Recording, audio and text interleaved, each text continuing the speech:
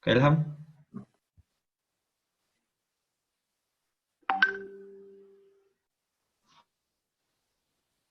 Bentar Zul, beresin koneksi. Oke, oke, siap.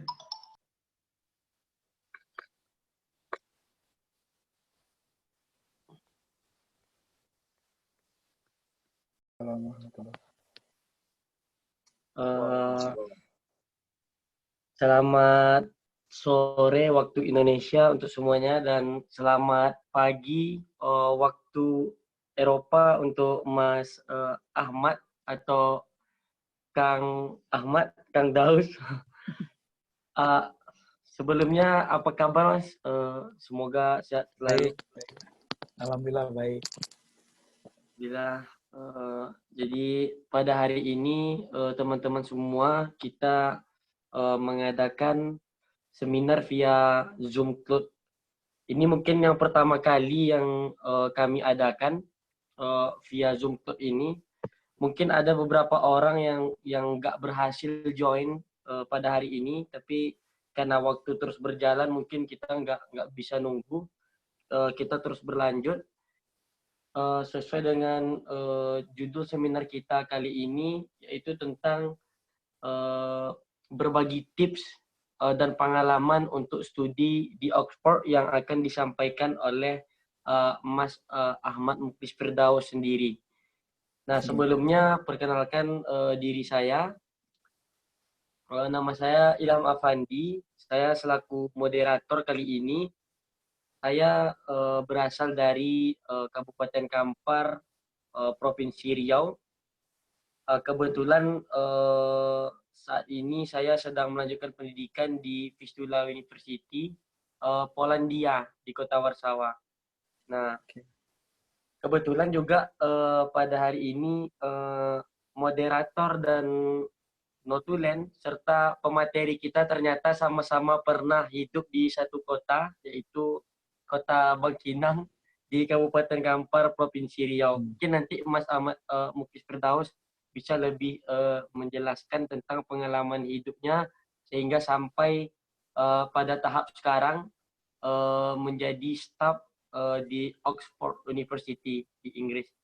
Nah, jadi saya selaku moderator menyerahkan kepada Mas Ahmad Muklis Firdaus tentang bagaimana tips dan pengalaman selama studi di Oxford. Dan selama seminar ini dimulai, saya mengharapkan kepada seluruh peserta untuk tidak mengaktifkan suaranya dan tidak membuat kekacauan selama seminar berlangsung. Jadi untuk pertanyaannya nanti mungkin di akhir bisa. Kepada Mas Ahmad Muklis Firdaus kami persilahkan dengan segala hormat. Oke, Assalamualaikum warahmatullahi wabarakatuh. Terima kasih Ilham. Ya, perkenalkan teman-teman, nama saya Ahmad Muklis Firdaus. Tadi Ilham udah cerita gitu. Saya sebenarnya besar di Bangkinang gitu. Jadi dari SD itu saya di SD 09 yang di depan lapangan Merdeka. Kalau buat yang di Bangkinang. Terus SMP 2. Nah, baru SMA saya pindah ke Bandung. Dari sana saya kuliah di ITB, terus ya alhamdulillah lanjut ke S3 di Oxford. Sebenarnya saya sekarang status saya itu dosen di ITB sih. Jadi dalam tugas belajar sekarang di Oxford. Nah, cuman sebelumnya saya mau cerita dulu mungkin banyak informasi yang sebenarnya kalian sudah tahu, banyak informasi sebenarnya kalian sudah lihat, bisa lihat temukan dengan mudah di internet gitu. Cuman ini hanya sebagai pengantar saja supaya nanti kita bisa diskusi. Jadi mudah-mudahan saya sih berharapnya lebih lama, lebih panjang waktu kita tanya jawab dibanding dengan saya presentasi gitu. Jadi ini presentasi singkat aja sebagai pengantar. Setelah itu kalau ada pertanyaan nanti kita diskusi setelah itu. Oke, saya share screen dulu. Ini oke. Ya, ini topik kita seperti yang Pak Ketua Pak Ilham kemarin kita diskusikan dengan Ilham soal bagaimana sih berbagi pengalaman untuk studi di Oxford. Ya mudah-mudahan bisa jadi tips buat teman-teman. Tapi saya yakin mungkin perjalanan setiap orang akan berbeda-beda gitu untuk mencapai tujuan tertentu. Nah, saya sedikit cerita. Jadi saya S1 dan S2 di ITB.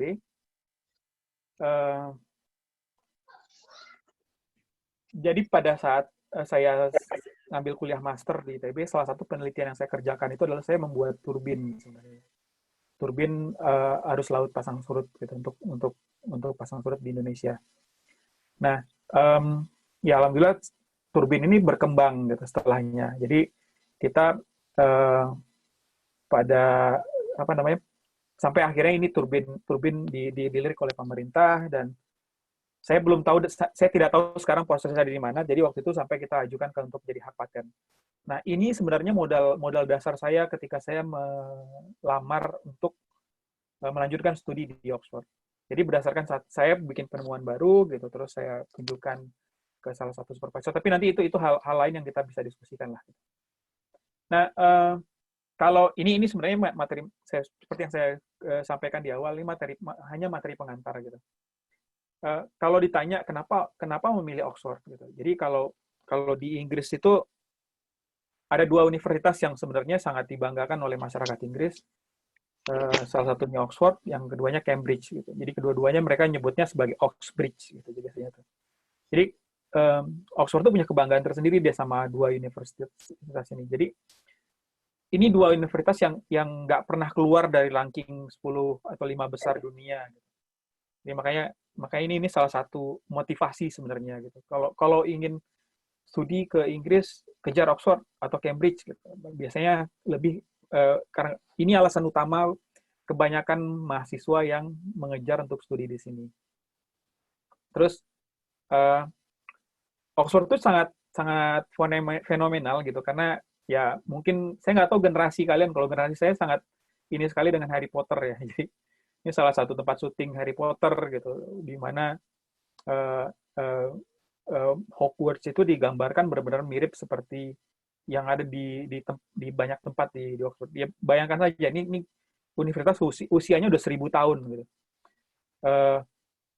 Dia apa namanya bangunan itu ya rata-rata udah ratusan tahun usianya. Jadi banyak sekali digunakan scene-nya untuk film-film blockbuster yang kalian lihat di bioskop. Jadi untuk sebagian orang kadang-kadang itu jadi motivasi gitu. Terus kedua ini kalian bisa lihat kotanya indah sekali gitu. Scene kotanya tuh betah lah, bikin kita betah di sini gitu. Karena nggak mungkin tapi beda-beda ya. Ini experience orang-orang beda-beda. Kalau saya suka sekali sama sejarah, saya suka sekali mengagumi arsitektur kota yang usianya udah ratusan tahun bahkan 1000-an tahun tapi masih terawat. Gitu. Ada berapa gedung yang usianya udah hampir 1000 tahun gitu, tapi masih digunakan gitu untuk belajar gitu dan masih terawat. Gitu. Jadi ini salah satu tempat tujuan para wisata favorit kalau berkunjung ke Inggris. Gitu. Nah, ini salah satu hal lagi gitu. Jadi ini sebenarnya pasti akan berubah-ubah gitu, sesuai dengan kapan kalian melamar gitu. Jadi waktu saya masuk di tahun 2016 itu pertama kalinya Oxford ranking 1 dunia gitu. Tapi ini kan naik turun ya. Jadi sebelumnya saya lupa tahun berapa Oxford juga pernah 1 dunia, turun naik gitu. Nah, cuman kali ini yang uniknya itu Oxford tuh 4 tahun berturut-turut dia jadi nomor 1 dunia ke nomor. Kan kalau ada berapa sistem perankingan gitu. Ada 2 yang sebenarnya cukup terkenal, THE sama QS. Tapi THE ini lebih dianggap berwibawa karena dia melihat semua aspek sampai semua aspek penelitiannya. Jadi untuk saya karena saya apply-nya untuk S3 gitu, saya melihatnya ini berarti sistem bagaimana mereka men-training orang untuk melakukan penelitian itu sangat bagus sekali di Oxford. Nah, hal yang unik lainnya ini sebenarnya cuman ada dua universitas gitu di Inggris itu yang menerapkan pola seperti ini. Namanya collegiate gitu. Jadi ada sistem college gitu. Ada 36 college sebenarnya di Oxford itu. Jadi kalian bisa bayangkan saya agak susah jadi setiap kali ada orang yang berkunjung ke Oxford ditanya itu college ini apa gitu. Paling gampang itu mencontohkannya itu ke Harry Potter lagi gitu. Harry Potter itu sebenarnya mengambil ide dari sistem di Oxford gitu. Mereka punya satu satu sekolah yang namanya Hogwarts, tapi punya empat asrama gitu, Slytherin, ada Gryffindor kayak gitu, ada 4. Tapi ini 36 gitu. 36. Jadi ini college ini tempat kalau untuk S1 gitu, tempat mereka tinggal dan tempat mereka belajar. Jadi ruang kelasnya di sana, tempat tinggalnya juga di sana. Jadi kayak asrama gitu bentuknya. Nah, memang nanti di tahun kedua gitu kadang-kadang mahasiswa tergantung college-nya gitu. Ada college yang punya kapasitas besar, dia bisa menampung mahasiswa sampai tingkat akhir. Tapi banyak college yang karena ininya kecil gitu, karena kapasitasnya kecil, mereka cuma bisa menampung untuk setahun atau 2 tahun pertama. Tapi ini adalah pengalaman yang unik lah. Kita tinggal di kastil gitu, di kastil tua tadi yang seperti di gambar awal gitu. Terus kita belajar di sana, kita istirahat di sana, kita beraktivitas di sana gitu. Nah, memilih college ini juga macam-macam nanti dasar-dasarnya gitu. Jadi tapi nggak usah terlalu dipikirkan gitu. Kalau kalian apply ke Oxford gitu, kalian mau kosongkan juga college-nya, kalian akan dapat college nanti. Selama kalian masuk ke universitas, selama kalian masuk masuk seleksi universitasnya, kalian pasti dapat college. Gitu. Nah, cuman mungkin untuk sebagian orang ada yang pengen college-nya college paling tua, gitu. Ada yang ingin pengen, kan rumor college itu banyak. Ada college yang juara kan kalau olahraga favorit di Oxford sama Cambridge itu kan rowing, gitu. Balap sampan kalau di. Nah, itu ada yang jago rowing gitu. College-nya itu yang dia pilih. Gitu. Macam-macam lah. Ada yang college-nya berdasarkan latar belakang sejarah keluarganya gitu, keluarganya dulu ada yang pernah kuliah di sana dan college-nya sama. Jadi macam-macam, kalian boleh memilih tapi tidak jadi apa namanya, tidak jadi, belum tentu kalian akan dipilihkan itu gitu. Jadi kayak semacam oh ya, kalian punya preference, kalian udah punya kalian tahu college mana yang mau kalian pilih, tapi nanti itu terserah universitas juga tetap menentukan kalian masuk college mana gitu. Dan tidak ada kriterianya sebenarnya gitu. Jadi semua college itu sama. Nah, berikutnya saya coba bagi ya, jadi bagi S1, S2, S3. Karena kemarin Ilham cerita di Yapari ada yang masih mencari untuk kuliah S1, ada yang untuk S2, ada yang untuk S3. Sebenarnya untuk S1 saya tidak terlalu tahu persis, tapi kebetulan saya beberapa tahun lalu sempat menutori anak-anak di sini yang ingin masuk Oxford lah. Jadi saya ngajarin matematika STEM gitu, untuk yang mereka pengen masuk engineering. Nah, ini ada admission timeline. Kalian bisa lihat di UK. Ini ada linknya gitu. Kalian tinggal lihat gitu. Jadi ini biasanya ini untuk semua universitas di Inggris gitu. Jadi kalian harus apply melalui UCAS gitu. UCAS itu sistem kayak SPMB-nya Indonesia lah. Tapi dia membuka itu untuk seluruh dunia gitu. Nah, mungkin saya nggak tahu. Saya coba cari tadi di UCAS gitu. Tapi ini hal yang mungkin kalian harus pahami juga. Kalau kalian pilih Oxford, di UCAS itu kalian nggak boleh pilih Cambridge. Pokoknya itu, kalau kalian pilih Cambridge, kalian nggak boleh pilihan keduanya adalah Oxford. Intinya, kalau kalian pilih Oxford, pilihan keduanya harus universitas lain yang entah apapun, misalnya kayak Imperial, bahkan ke Manchester gitu, Liverpool gitu. Silakan aja ambil di sana. Tapi yang nggak boleh kalian lakukan itu adalah kalian apply dua pilihan, satunya Oxford, satunya Cambridge. Itu udah pasti ditolak sama UCAS. Nah, tapi ini dia, ini yang saya bisa katakan ini rumor. Tapi ini semua konselor pendidikan gitu. Kebetulan saya sempat itu, jadi saya juga tahu ini. Itu hal yang selalu diberitahukan ke semua student. Jangan meng-apply Oxford sama Cambridge sekaligus. Gitu. Pilih salah satu. Kalau kalian mau ke Oxford, kalau mau ke Cambridge. Nah, terus nanti setelah itu ada tes tertulis gitu. Nanti bentuknya pet test. Saya pernah sekali lihat testingnya gitu. Sebenarnya kayak mirip banget lah sama SPMB gitu. Kita jadi tes tergantung jurusannya gitu. Pertama dilihat dulu dari nilai raport kalian. Untuk Indonesia sepertinya masih harus disetarakan lagi. Kalian harus ikut International Baccalaureate gitu, IB gitu, atau saya dulu masih ada yang namanya Paths to University, tapi kayaknya itu udah ditolak sekarang. Jadi semuanya harus ikut IB, International Baccalaureate. Itu kayak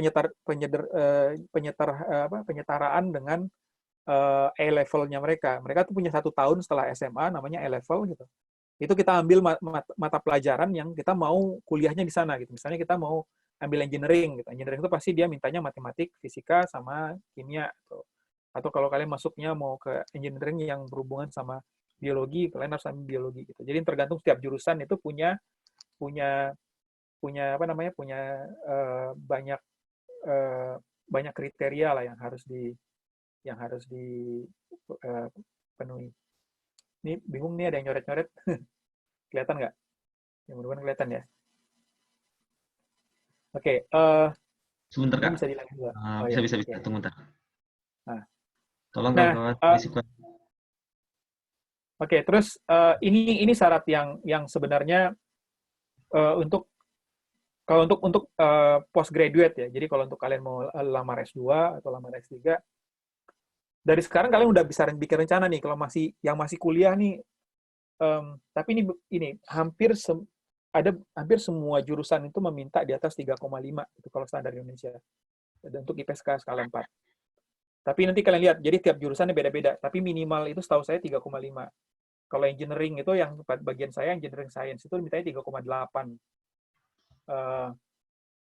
Tapi itu dia pada kenyataannya, saya nggak 4 ya, tapi pada kenyataannya hampir semua anak-anak yang masuk Oxford itu IP-nya 4 gitu. Kalau yang di ini. Cuman saya nggak sampai 4 lah.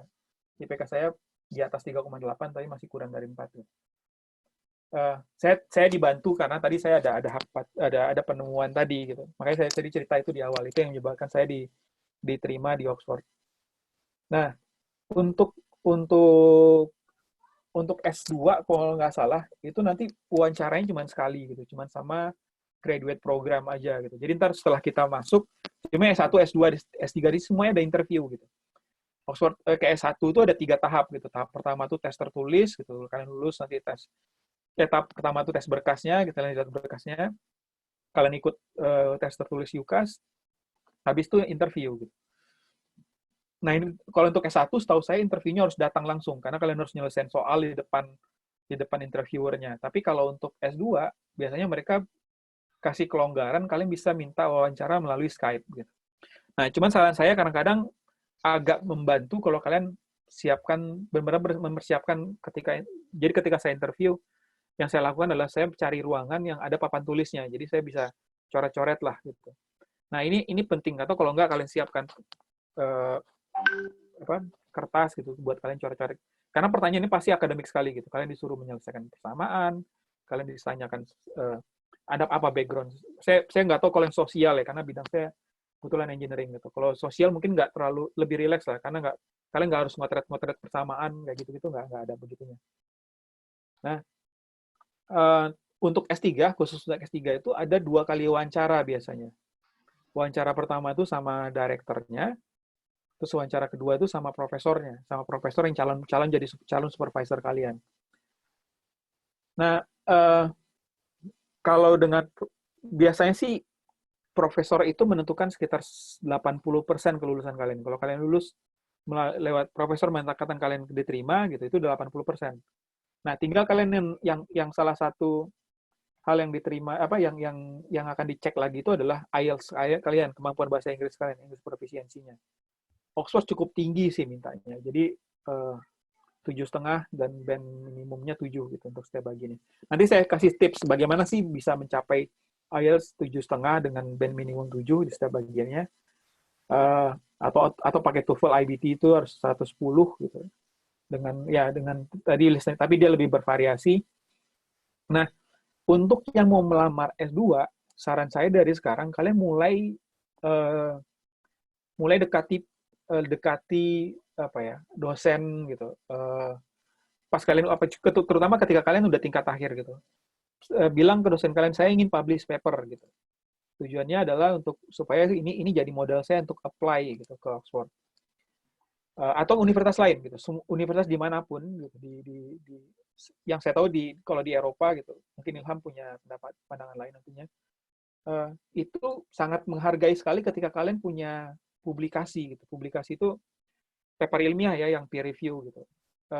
Meskipun cuman conference gitu, kalian masuk ke konferensi gitu, konferensi itu kan masukkan paper terus kalian ke sana. Nah biasanya universitas-universitas di Indonesia itu juga butuh gitu. Nah, kalau kalian kalian mudah di tingkat ini buat teman-teman yang lagi kuliah gitu. Kalian udah mulai nyusun skripsi nih, atau kalian sedang mengerjakan tugas akhir. Dari awal udah bicarakan dengan pembimbing kalian, Pak, nih kalau bisa nggak nih tugas akhir saya jadi paper, jadi publikasi. Nanti dari sana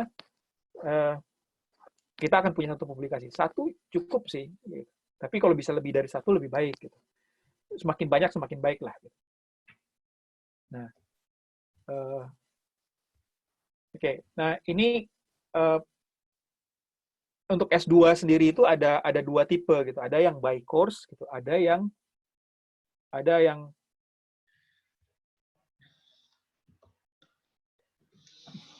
ini ada yang nulis-nulis ya. Ada yang by course, ada yang by research gitu. Kalau by research itu agak mirip dengan penerimaan S3 sebenarnya. Jadi tetap aja kalian akan ada wawancara. Jadi bedanya gini, kalau by course itu kalian kuliah terus nanti ada disertasi lulus gitu. Nah, disertasi itu nggak terlalu sulit karena cuma 6 bulan gitu. Nah, itu seperti kebanyakan S2 yang ada di Indonesia. Kalau by research itu kalian kalau by course itu 1 tahun kalian kuliah itu habis itu dapat master. Kalau by research itu 2 tahun biasanya. Kuliahnya pun kalian tergantung dengan kebutuhan. Tapi kalian mengerjakan riset gitu. Nah, halo, masih kedengaran nggak ini? Masih Kak, halo? masih. Oh ya. Oke, ini saya pikir ini gara-gara suara saya putus-putus. Nah, satu lagi yang perlu kita yang ini berdasar pengalaman saya sih. Seleksi program S3 atau Master by Research ini karena sama itu sangat menitik beratkan pada potensi kita. Jadi kalau kita mau apply itu jadi kayak kita melamar pekerjaan lah, ngasih tahu kita punya pengalaman ini itu gitu. Kita harus bisa cerita gitu. Nah,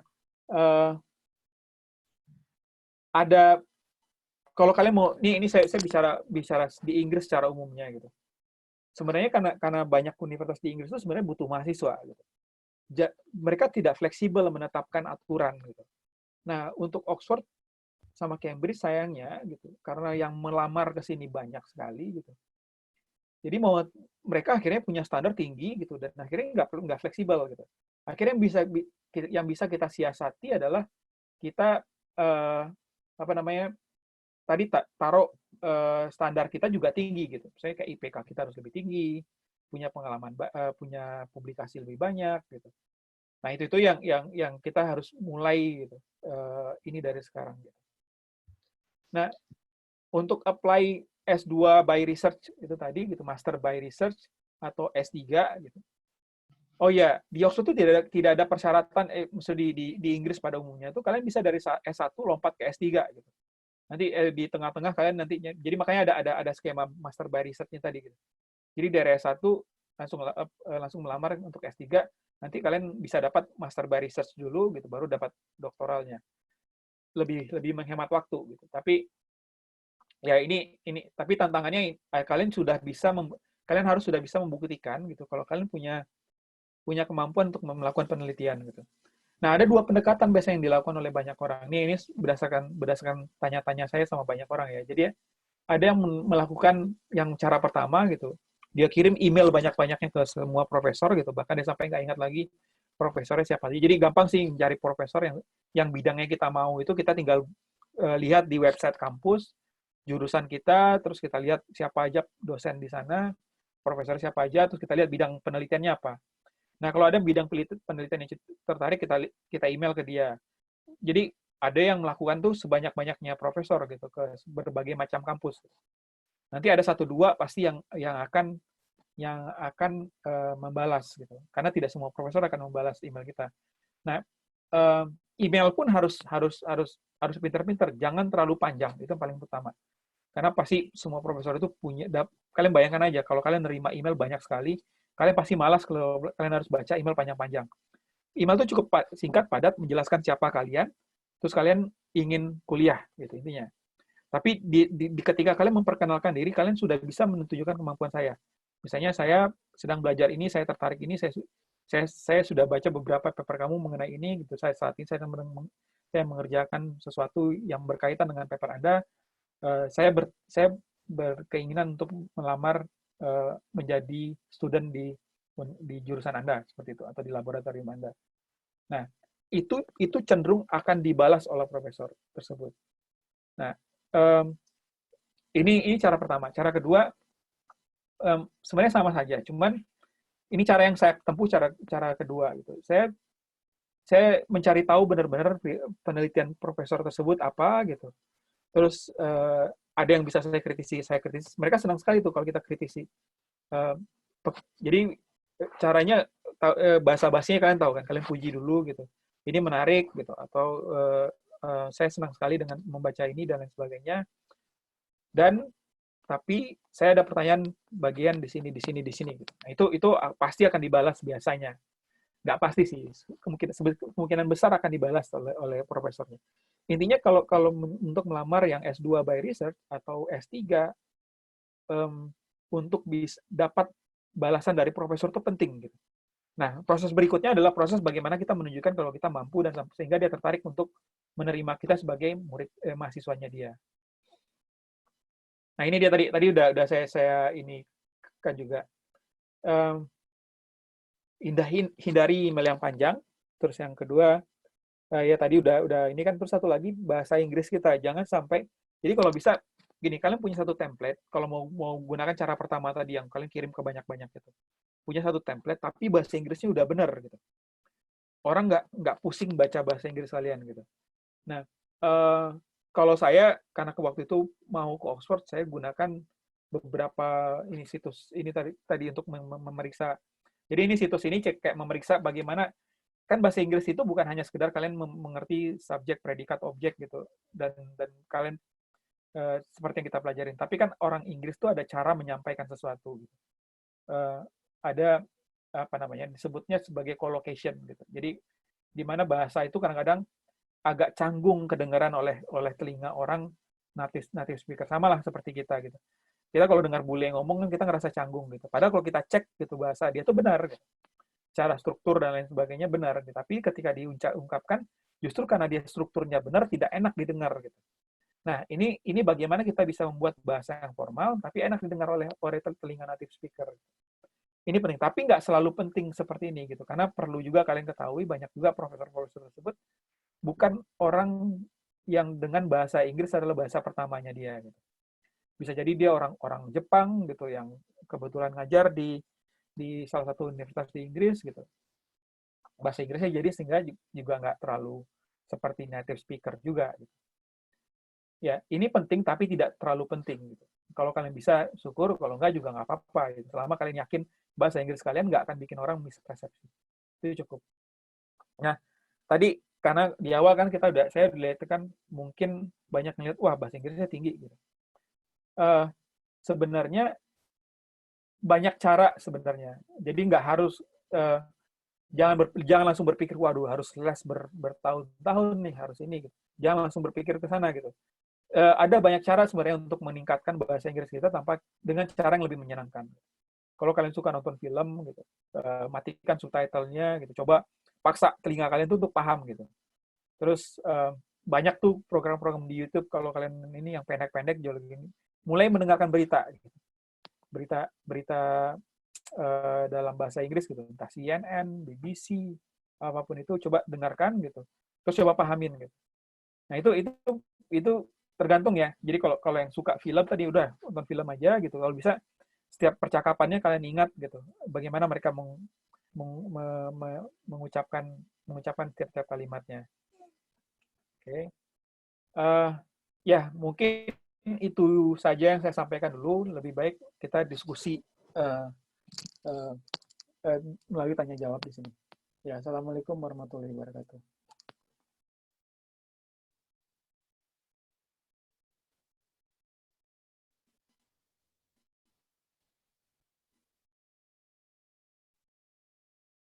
Oke, mungkin Pak Moderator kalau ada yang mau bertanya bisa raise hand, gitu. Angkat tangan di sini atau gimana? Gitu.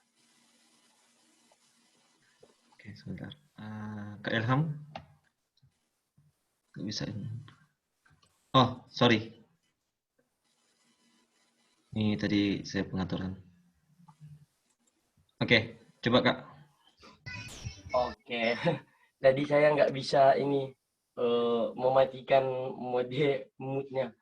Yaitu, Baiklah, teman-teman sekalian, terima kasih kita ucapkan kepada Mas Ahmad Muklis Firdaus atau bisa kita singkat dengan Mas AMF. Eh, jadi mungkin teman-teman di sini ada banyak yang bertanya. Sebelumnya juga kita sudah mengumpulkan pertanyaan. Jadi karena uh, Zulfi An-Nur sebagai moderator kita mungkin bisa memilih pertanyaan mana yang akan kita ajukan kepada pemateri kita kali ini. Jadi apakah kita dari chat partisipan ini atau yang sudah dikirim? Sebaiknya yang mana dulu Zul yang kita dahulukan? mungkin yang sudah dikirim aja ya Kak. Oke, yang sudah dikirim, saya silakan kepada Notulen yang telah mengumpulkan pertanyaan-pertanyaan untuk membacakan pertanyaan-pertanyaan yang akan diajukan kepada Mas Ahmad Mukti Firdaus. Pada Notulen saya persilahkan. Baiklah, ini dari Ares Faujian dari UNY. Kak, apa hambatan atau cobaan yang paling berkesan atau tidak terlupakan ketika kuliah di sana? Bagaimana cara menyelesaikan permasalahan tersebut dan berapa lama waktunya? Saya terus terang bahasa Inggris sih. Jadi saya ya pertama bahasa Inggris, kedua beasiswanya. Beasiswanya saya sekarang alhamdulillah dari LPDP. Sebelumnya tuh saya dapat beasiswa dari Dikti, cuman waktu itu batal berangkat karena itu. Nah, cuman masalah yang paling menantang itu ketika ke Oxford tuh memenuhi 7,5 dan 7 minimum di IELTS itu. IELTS saya sudah 8, cuman writing saya waktu itu cuma 6,5 gitu. Jadi bisa kita yang lain itu di atas 8 gitu. Yang pasifnya saya di atas 8 gitu. Speaking 7 dan IELTS-nya cuma 6,5 gitu. Nah, saya berkutat untuk bisa menaikkan IELTS saya dari 6,5 ke 7 itu yang saya pikir luar biasa tuh effortnya gitu. Nah, waktunya saya sampai harus tes IELTS itu sampai 3 atau 4 kali. Nah, itu lumayan berat di biayanya gitu. Karena kan sekali tes itu sekitar 2 jutaan gitu. Saya 5 kali tes IELTS gitu, baru saya bisa itu pun saya dapat. Jadi saya cuma naikin dari 6 ke 6,5 gitu. Nah, itu kan akhirnya sama profesor saya dikasih apa namanya, di Wave namanya. Tapi saya harus ikut kursus writing classes di sini gitu. Untuk menjamin saya bisa sesuai dengan standar minimum Oxford. Itu paling berat buat saya gitu. Tapi ya sangat personal sih kalau begini-begini sih menurut saya.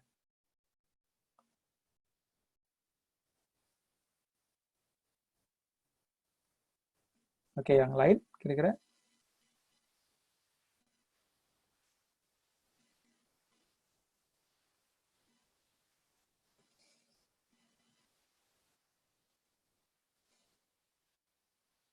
Halo? Oh, maaf. Ini mungkin ada beberapa pertanyaan yang sama, jadi kita cari yang lebih bagusnya ya. Dari Zuri Ramadhani. Izin bertanya, sebenarnya hal mendasar apa yang terkadang sering dilupakan oleh para pendaftar ketika ingin mendaftar di Oxford? Dan kenapa mahasiswa di Indonesia sedikit sekali yang diterima ketika ingin melanjutkan studi di sana? Apakah prestasi selama di S1 berpengaruh terhadap penerimaan di sana, mahasiswa di sana, dan adakah persyaratan penelitian yang telah dilakukan agar kita berpeluang mendapatkan beasiswa di sana? Terima kasih. Ya, beasiswa tuh ada banyak ya. Jadi kayak kalau di Oxford tuh kalau yang paling umum tuh beasiswa Jardine namanya. Itu dari universitas sendiri gitu. Cuman ini tadi kebetulan saya lihat ada beberapa pertanyaan. Terus terang kalau S1 itu kurang sekali gitu. Jadi ada mungkin tapi jarang banget gitu. Nah, S1 itu permasalahannya lagi, kalaupun ada pasti mereka utamakan untuk orang-orang Inggris sendiri ya gitu.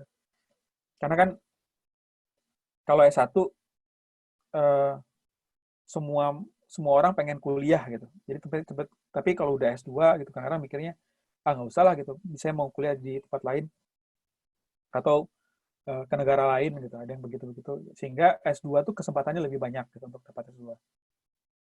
S3 lebih banyak lagi karena sumber beasiswanya jauh lebih banyak gitu dan pelamarnya nggak sebanyak S2 gitu. Karena S2 bisa kalian bayangkan itu kan kayak piramid gitu. Makin ke atas dia makin kecil gitu. Kadang-kadang ada orang yang nggak berpikir 2 kali untuk mengambil S3 gitu. Kebayang tuh 4 tahun gitu, harus kuliah lagi gitu. Dia udah 4 tahun kuliah S1, 2 tahun kuliah S2, harus kuliah lagi 4 tahun gitu. Nah, yang kayak gitu-gitu kan banyak pertimbangan gitu. Jadi semakin ke sini tuh makin ini. Tapi kalau untuk kenapa orang Indonesia sedikit, saya nggak tahu persis gitu. Memang kemarin kebetulan saya sempat jadi wakil ketua Oxford di sini. Terus kita dapat data gitu. Jadi dari zaman Indonesia merdeka sampai sekarang itu mungkin ada sekitar 200-an orang Indonesia yang pernah kuliah di Oxford. Sedikit sekali gitu, bisa dibayangkan gitu. Sekarang mahasiswa asing paling banyak itu kan Oxford itu 50% tuh mahasiswa asing, 50%-nya mahasiswa Inggris. Mahasiswa paling banyak tuh masih mahasiswa Amerika. Gitu. Saya pikir alasannya karena banyak sekali program beasiswa yang khusus buat orang Amerika. Kalau kalian pernah dengar kan, dan Presiden Amerika kan kayak Bill Clinton juga kuliahnya di Oxford. Gitu. Banyak lah tokoh-tokoh terkenal Amerika tuh kuliahnya di Oxford. Mungkin ini salah satunya gitu. Salah satunya mungkin kita nggak banyak orang di Indonesia yang tahu gitu. Oh kok, yang kalau orang di Indonesia kebanyakan taunya udah penting kuliah keluar negeri aja. Selama kuliah di luar negeri cukup gitu. Nah sementara kan kalau buat orang-orang lain gitu, mereka nggak mau tuh asal kuliah gitu ke tempat lain. Gitu.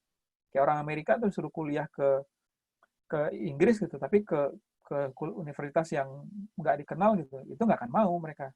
Mereka pasti akan memilih ya sebisa mungkin masuk Oxford gitu. Makanya mereka masih paling banyak. Yang kedua itu kalau nggak salah Jerman gitu. Yang kedua tuh Cina, yang ketiganya Jerman gitu. Nah, tapi yang Jerman, Prancis gitu, yang 5 besar itu wajar gitu. Nah, yang uniknya nih yang salah satu dari 5 besar itu Australia gitu. Australia saya rankingnya gitu. Jadi Amerika, Cina, Jerman, Prancis, sama Australia gitu. Nah, kalau Australia ketika saya tanya kenapa di Australia banyak banget lah, pokoknya sekitar 800 per tahun tuh mereka datangin student itu sekitar 800. Kalian bisa bayangkan aja berapa totalnya orang Australia di Oxford. Nah, selain itu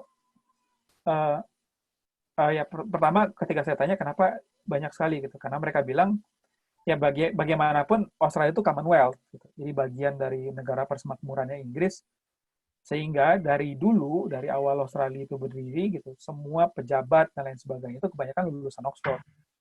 Jadi itu yang membuat orang-orang Australia merasa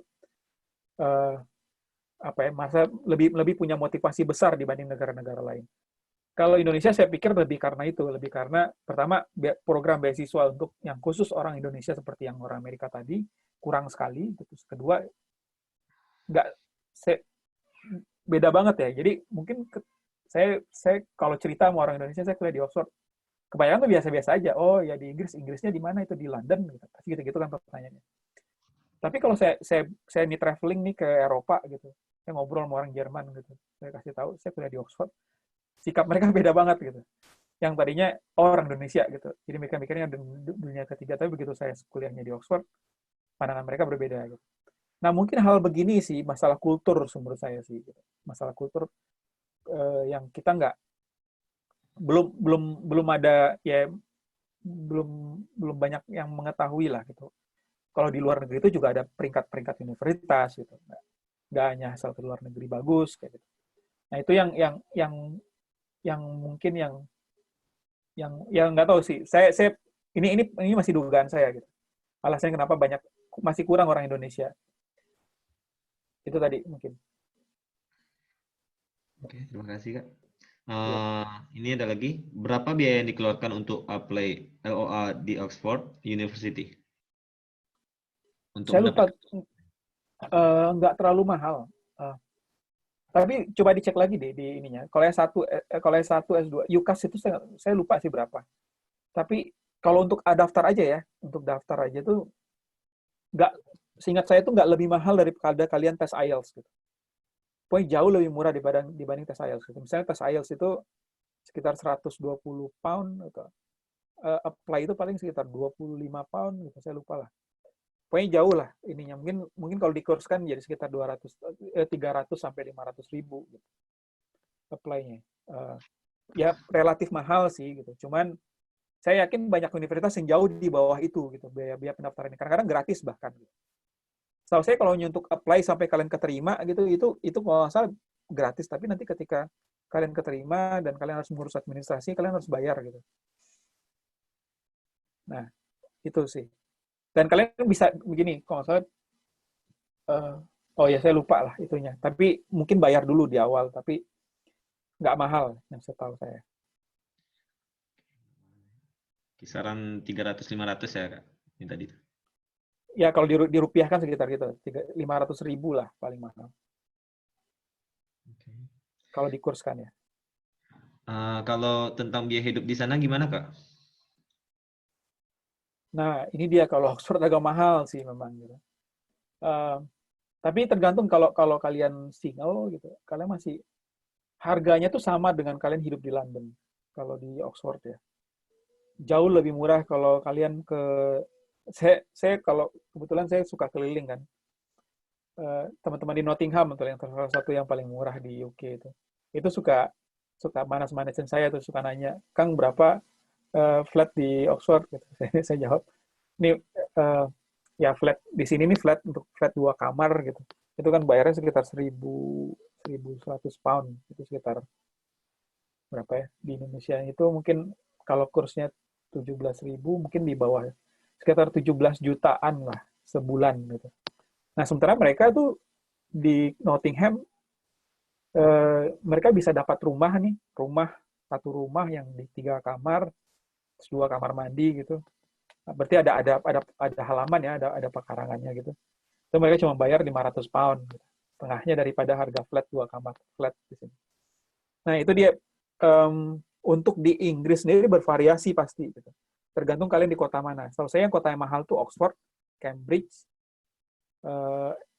sama London. Tiga kota ini cukup mahal.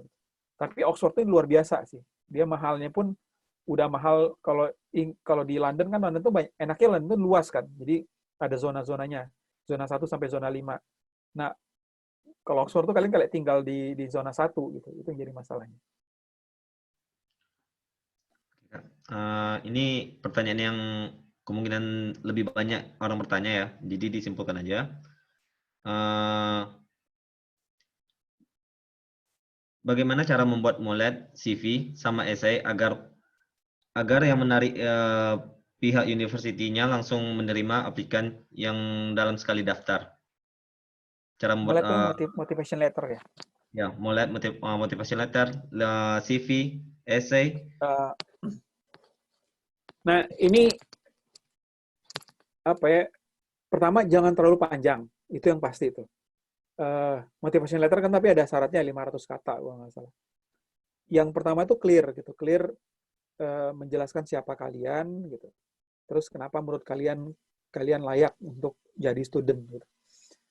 Sebenarnya itu. Jadi tapi paling kalian bisa bayangkan gitu. Kalian menceritakan nama saya ini gitu, saya kuliah di sini sesederhana itu, tapi kalian menceritakan dengan cara yang lebih enak gitu.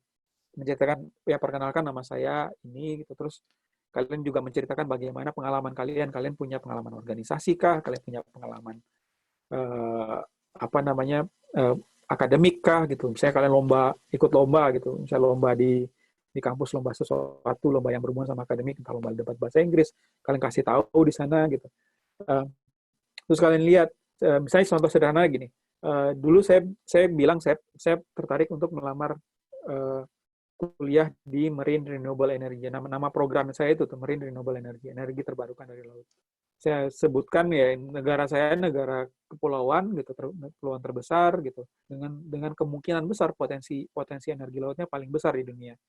Yang begitu-begitu tuh harus bisa dijelaskan tapi secara singkat dan padat. Nah, kalau CV CV juga itu dia.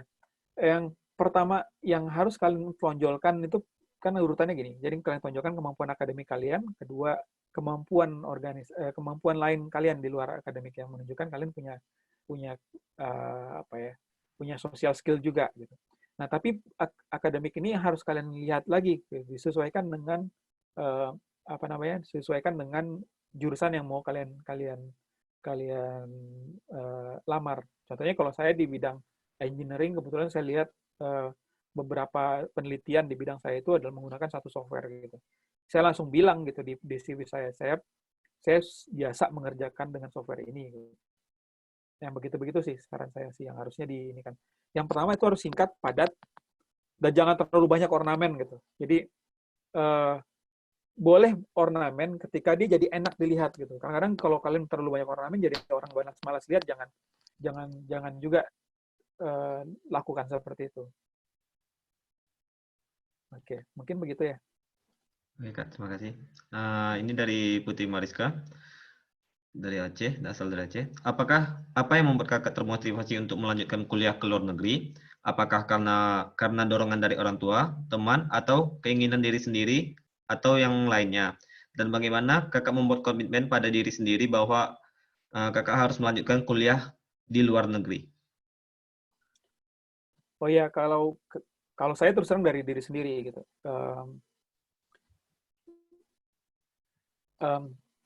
Membuat komitmen pada diri sendiri itu yang cukup ini gitu. Yang cukup berat menurut saya gitu. Saya terus terang prosesnya tuh panjang kan. Awalnya saya mau S2 di luar negeri gitu. Terus saya udah mempersiapkan diri tuh, udah keterima di Belanda gitu. Terus saya kecelakaan gitu. Akhirnya saya terpaksa harus S2 di ITB. Ya karena saya harus menjalani fisioterapi untuk setahunan gitu karena patah tulang punggung saya waktu itu. Nah, kadang-kadang hal begini-begini sih yang nggak bisa kita prediksi. Gitu. Dulu awalnya, tapi saya pikir-pikir kalau saya kuliah di Belanda waktu itu, saya udah keterima di Delft waktu itu. Kalau saya jadi kuliah di Belanda waktu itu, saya mungkin nggak akan ke Oxford jadinya. Gitu. Karena bidang yang saya lamar lain. Gitu. Nah, saya beruntung bisa masuk ITB, dan akhirnya saya jadi dosen di ITB. Gitu. Pekerjaan yang memang benar-benar saya inginkan. Gitu. Jadi, saya sih merasa begini sih. Kalau kita punya cita-cita, dan cita-cita itu baik, gitu, dan kita tahu betul itu yang kita inginkan. Gitu. Konsisten aja gitu, jalankan terus gitu. Pasti pada perjalanannya akan mungkin pada perjalanannya beda-beda setiap orang.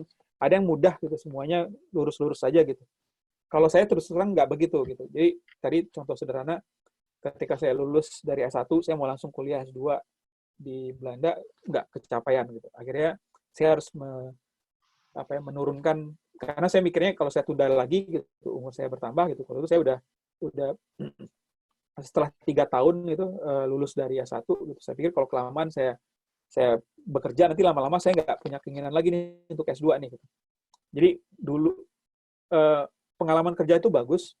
Satu lagi karena banyak universitas yang menghargai sekali kalau kalian punya pengalaman kerja. Tapi jangan juga terlalu lama gitu. Misalnya kalau kalian udah 5 tahun tapi 10 tahun, kalian tuh udah malas pasti makin lama untuk mencari-cari dan sebagainya. Nah, saya sih waktu itu 2 tahun target saya langsung lamar gitu. Tapi ya nasib saya nggak lurus-lurus begitu aja. Jadi ya saya harus belok dulu gitu kuliah lagi di ITB. Tapi semuanya saya syukurin. Gitu. Ini yang mungkin yang bisa saya share ke teman-teman di sini adalah kalau kalian punya keinginan kuat untuk kuliah di luar negeri gitu, tanamkan itu di dalam diri kalian. Sambil diusahakan terus gitu, lihat peluangnya gitu di mana saja ada kesempatan gitu, beasiswa apa saja. Nah, sambil mempersiapkan diri tadi gitu. Apa yang harus kalian persiapkan jelas kalau kamu mau kuliah di internasional program, kalian mau tidak mau harus memperkuat bahasa Inggris kalian. Terus kalau kalian sedang kuliah gitu, kejar IPK-nya setinggi mungkin gitu. Karena ya semakin tinggi IPK kalian, semakin bagus kesempatan kalian untuk keterima di kuliah dimanapun lah di luar negeri gitu. Gitu. Oke, Kak, terima kasih. Ini ada lagi yang menarik ya. dari Kai Rumah. Assalamualaikum, selamat sore buat kita semua. Maksudnya pertanyaannya, bagaimana cara kita menjadi seorang leader saat dapat beasiswa di luar negeri dan bermanfaat bagi orang lain? Pertanyaan kedua, bagaimana cara kita bangkit dalam mengejar beasiswa dikarenakan tidak disupport sama orang tua? Wah, Tidak ini dapat juga ya. support dari orang tua itu gimana Kak? Mungkin mana tahu Kakak bisa bagi tips gimana caranya untuk mendapatkan hati dari orang tua untuk bisa mengizinkan keluar ke luar negeri. Ntar kalau masalah jadi leader, ya ikut aja semua eh, kayak Ilham nih bagus nih kan. Ikut di PPI, ikut di ini gitu, tinggal lihat saja kemampuan organisasi. Terutama kalau kalian masih single tuh mudah sekali lah untuk melakukan itu. Eh, yang pertanyaan kedua ini cukup menarik nih. Orang tua biasanya tidak mensupport pertama gitu. Pasti mereka punya kekhawatiran ketika anaknya jauh gitu dari negeri orang gitu. Hal begitu-begitunya itu yang perlu kalian terangkan ke orang tua kalian gitu. Saya yakin begini sih, ketika orang tua kalian melihat kalian cukup konsisten gitu, terus persisten gitu, mengatakan ini adalah yang kalian cita-citakan, kalian ingin sekali untuk bisa bukan hanya studi di luar negeri, tapi menimba pengalaman ke luar negeri gitu. Dan kalian udah punya rencana untuk itu gitu. Blessing gitu, orang tua kalian mengizinkan memberikan support itu adalah satu modal tersendiri. Ketika kalian jelaskan terus-menerus ke orang tua kalian, pasti biasanya sebagian besar tuh orang tua pasti akan luluh gitu ketika melihat anaknya punya keinginan yang cukup kuat gitu. Itu yang mungkin bisa diinikan gitu. Tapi jangan sampai karena orang tua nggak mensupport terus kalian jadi nggak nggak berusaha gitu, nggak menjalankan kan untuk mencapai itu kan kalian harus punya kiat-kiat tersendiri kan gitu. Kalian harus belajar lebih rajin gitu. Kalian harus itu tetap dijalankan gitu. Jadi jangan sampai yang hal-hal tadi yang saya sampaikan tadi ketika kalian mau S2 nih gitu. Kalian udah berpikir bagaimana punya paper gitu, bagaimana punya publikasi. Itu nggak kalian jalankan gitu. Padahal itu penting sekali membuatkan sekalian keterima itu besar gitu. Kalian punya publikasi satu aja di jurnal gitu, jurnal yang cukup bergengsi ya. Itu bisa jadi kalau jurnalnya itu profesor kalian lihatnya, wah ini jurnal bagus. Dia yang akan nyarikan beasiswa buat kalian gitu bahkan. Nah, mereka sangat menghargai hal seperti ini gitu. Nah, kalau kalian bisa kalau itu tetap kalian jalankan gitu, sembari kalian tunjukin ke orang tua kalian gitu bagaimana usaha kalian. Misalnya setiap kali ini keterima di jurnal ini sebenarnya bagus untuk kans keterima di S2 atau S3 nanti dapat beasiswa dan lain sebagainya. Pelan-pelan orang tua kalian akan mendukung kalian pasti. Mungkin begitu sih yang bisa saya jelaskan. Terima kasih Kak. Ya. Selanjutnya dari Cindy Rizkia. Ketika kita ingin sekolah ke luar negeri, tentu kita harus memiliki motivasi dan semangat. Tetapi kita sedang dalam proses, terkadang ada suatu hal atau kondisi yang menyebabkan semangat kita menurun, bahkan down. Bagaimana cara kita untuk mempertahankan semangat kita untuk mencapai tujuan kita sekolah atau kuliah di luar negeri? Nah ini tadi balik lagi, tadi saya cerita pengalaman saya soal saya lulus 2004 dan target saya itu 2006 saya udah kuliah S2. Bisa dibayangkan tuh semuanya. Jadi saya udah ikut les waktu itu karena S2 dan itu di Belanda, mereka nggak terlalu tinggi minta TOEFL-nya. TOEFL saya udah masuk sesuai dengan minimum requirement-nya. Terus saya apply sana dan saya diterima gitu. Nah, tapi berapa bulan kemudian saya kecelakaan mobil gitu. Nah itu cukup tragis sekali sih gitu. Saya ngalamin lah 1 tahun lebih itu saya benar-benar nggak punya semangat gitu. Tapi di saat yang sama gitu saya mikir lagi gitu kalau ini proses penyembuhan ini mungkin 1 tahun lebih nih gitu. Saya udah hitung-hitungan seperti itu. Nah berarti ini ada kemungkinan saya kehilangan waktu gitu. Tapi dengan kondisi saya masih badan di gips gitu, saya tetap saya datang akhirnya ke ITB gitu. Ketika saya datang di ITB, saya coba, jadi gini, yang paling penting itu ketika kalian down tuh tetap keluar gitu. Ya mungkin nggak sekarang ya, ketika lockdown ini jangan keluar lah. Tapi tetap temuin orang-orang tua itu, siapapun yang kalian anggap bisa memotivasi kalian, entah itu dosen pembimbing kalian, entah dosen wali kalian, entah kakak tingkat kalian gitu. Siapapun yang gitu. Coba jangan sampai kalian berdiam diri di rumah gitu. Nah, pada proses-proses seperti itu tuh butuh orang lain kadang-kadang untuk memotivasi kita gitu. Ya mungkin itu sih yang bisa saya kasih solusi untuk sekarang gitu.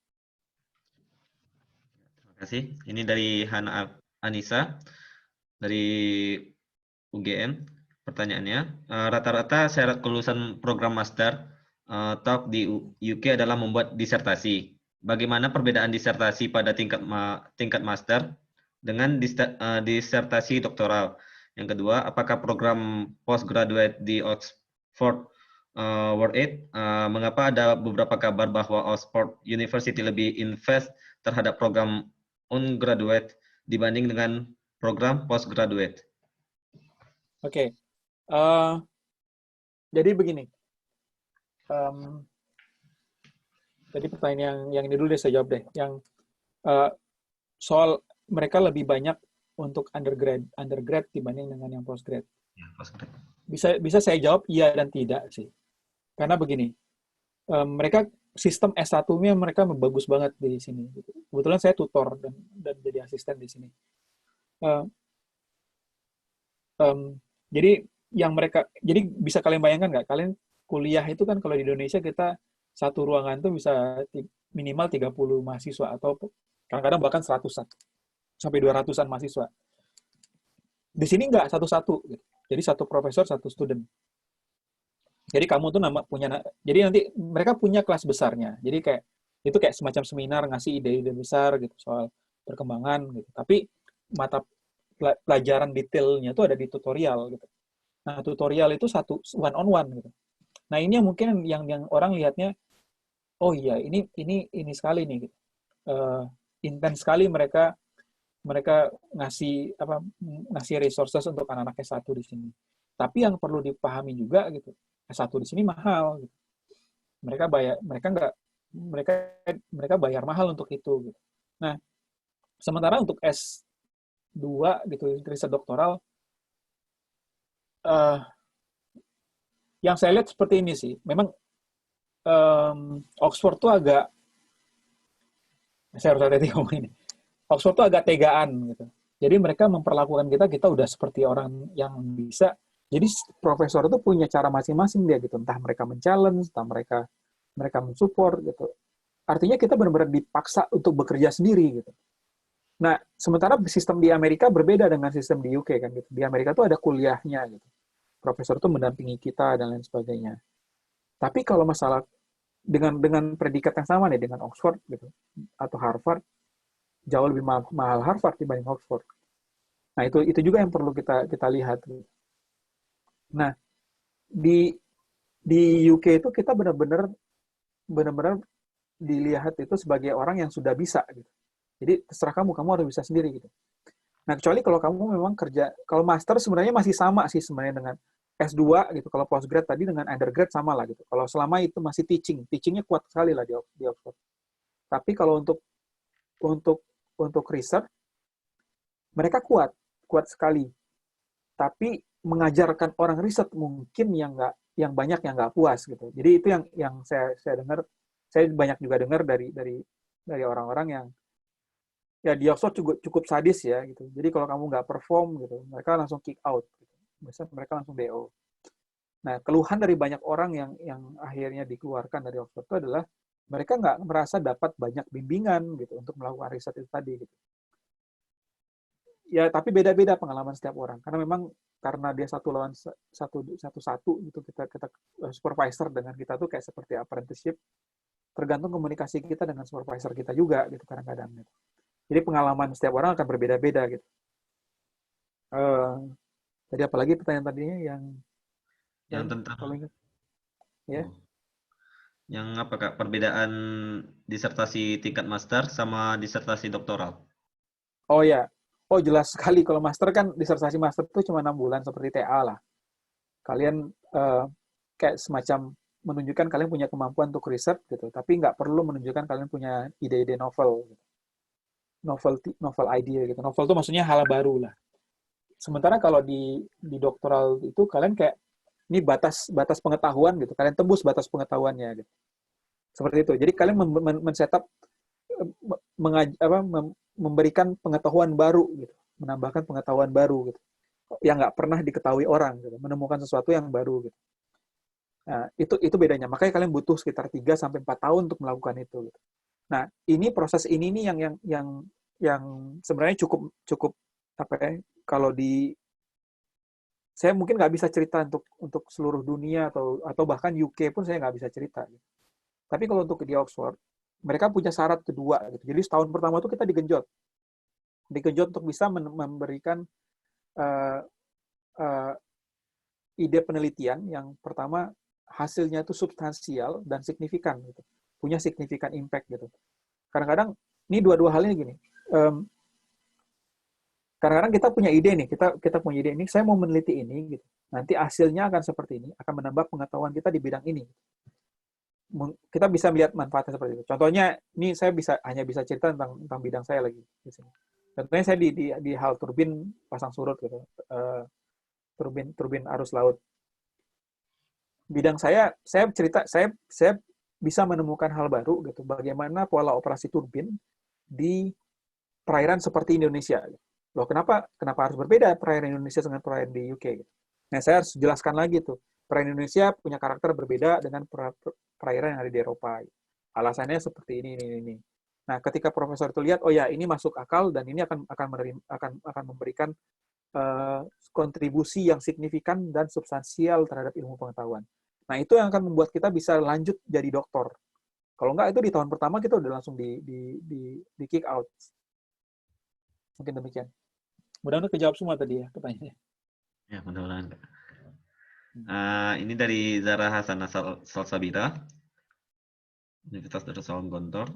Kak, saya ingin bertanya, berapa waktu lalu saya mendapatkan informasi bahwa untuk application beasiswa atau course postgraduate S2, S3, kita bisa daftar untuk Oxford and Cambridge secara bersamaan. Bisa dijelaskan, Kak, bagaimana langkah-langkah untuk apply berikut, tips dan triknya agar bisa diterima. Terima kasih. Ya, kalau untuk S2, S3 bisa gitu. Kalian lamar Oxford sama lamar Cambridge sekaligus itu bisa. Kalau tadi yang saya cerita dari di awal itu untuk proses di UCAS-nya untuk masuk S1. Kalau S1 kalian cuma boleh terpilih salah satu, nggak boleh ambil dua-duanya. Nah, kalau untuk S2 dan S3 di Oxford sama Cambridge kurang lebih sama tadi ya gitu. Kalau kalian mau S2, kalau kalian udah dari S1 ini udah punya target, nanti saya mau S2 di Oxford. Tapi ini tergantung jurusan lagi gitu. Misalnya kalian kuliahnya engineering gitu kayak saya.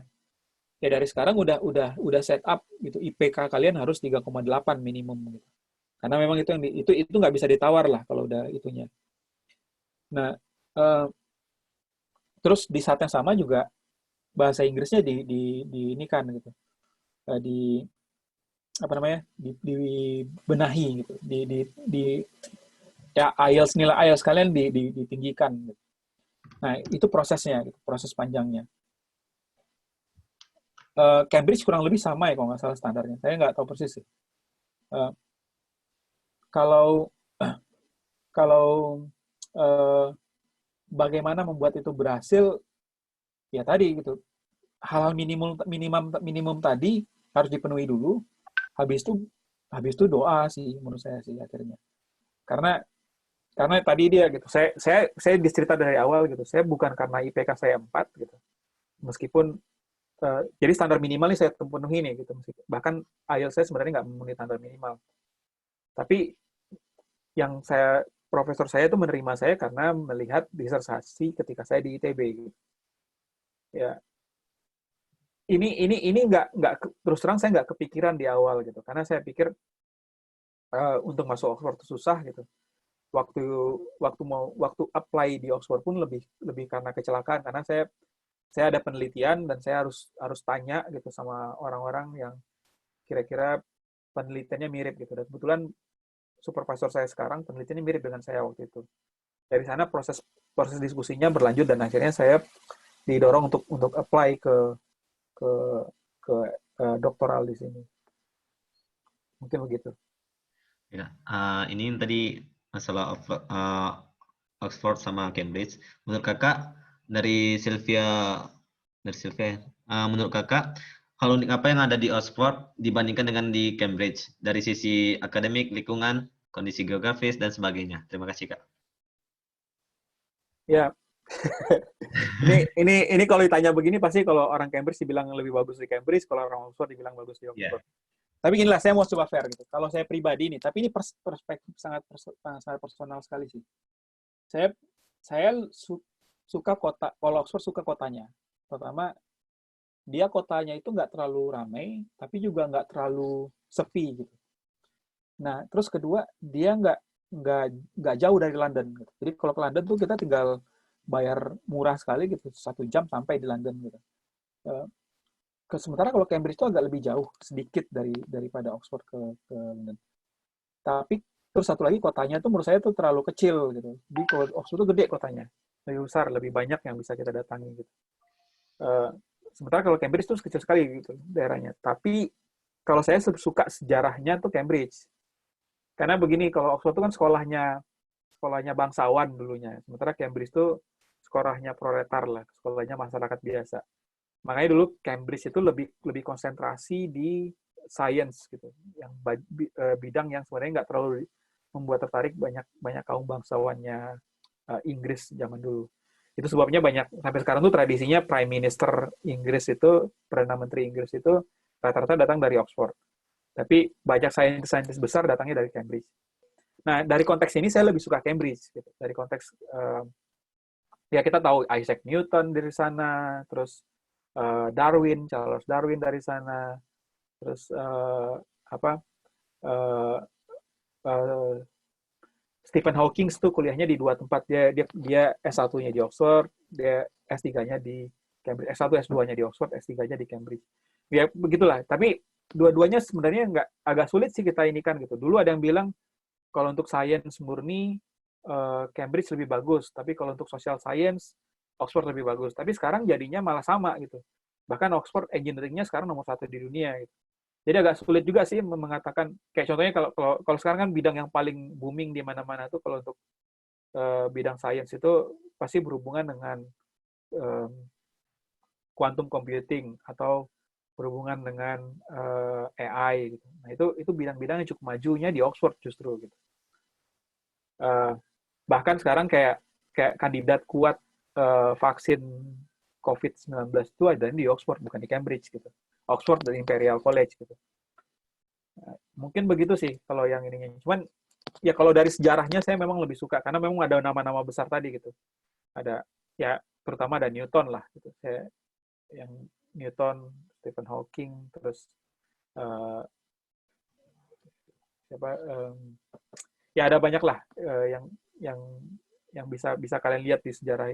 Kalau kalian suka science gitu, lihat nama-nama besar yang ada di buku-buku pelajaran gitu tuh kebanyakan dari Cambridge. Sementara di Oxford tuh sedikit sekali gitu. Kira-kira begitu.